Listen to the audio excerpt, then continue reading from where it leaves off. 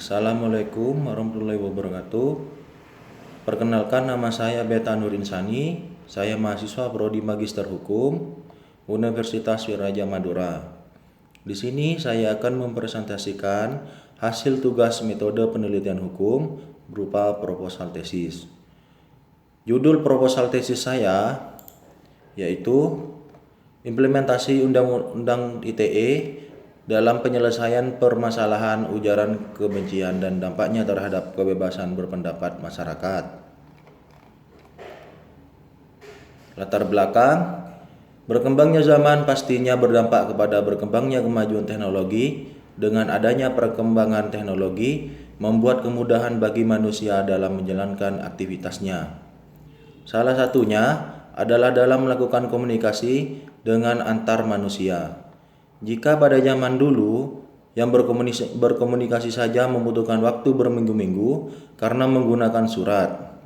Namun sekarang hanya dalam hitungan detik manusia sudah dapat berkomunikasi lewat bantuan alat smartphone. Mayoritas anak muda di Indonesia memanfaatkan perkembangan teknologi informasi dengan menggunakan media sosial.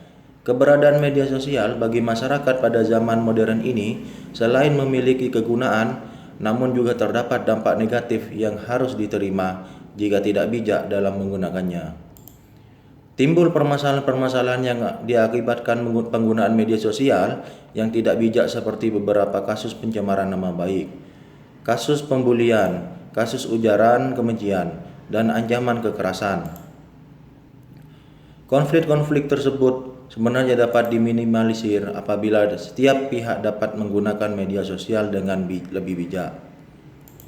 Salah satu dampak negatif dari penggunaan media sosial yang tidak tepat adalah adanya ujaran kebencian.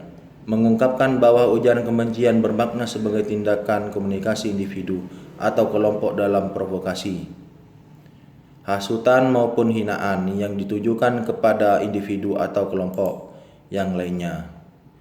Kasus hukum terbaru dari adanya pasal karet dalam Undang-Undang ITE adalah ditetapkannya Jering SID karena dijerat pasal 28 ayat Undang-Undang ITE dan atau pasal 27 ayat Undang-Undang ITE mengenai ujaran kebencian dan pencemaran nama baik. Jering ditangkap setelah dilaporkan Ikatan Dokter Indonesia yang tidak terima dengan postingan Instagram Jering. Gara-gara bangga jadi kacung WHO, ID dan rumah sakit dengan seenaknya mewajibkan semua orang yang akan melahirkan tes COVID-19. Keberadaan Undang-Undang ITE sendiri dianggap telah membatasi kebebasan berpendapat seseorang. Hal ini karena dalam Undang-Undang ITE yang diyakini terdapat pasal karet di dalamnya.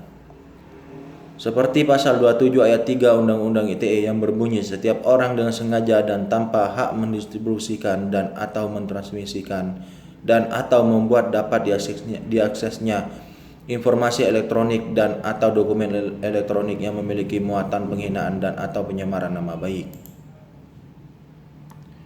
Rumusan masalah. Yang pertama, bagaimana implementasi Undang-Undang ITE dalam menyelesaikan permasalahan ujaran kebencian? Bagaimana dampak keberadaan pasal karet dalam Undang-Undang ITE dalam kebebasan berpendapat masyarakat? Yang kedua, bagaimana dampak keberadaan pasal karet dalam Undang-Undang ITE terhadap kebebasan berpendapat masyarakat? Tujuan penelitian. Adapun tujuan dari penelitian ini adalah: 1. Mengungkapkan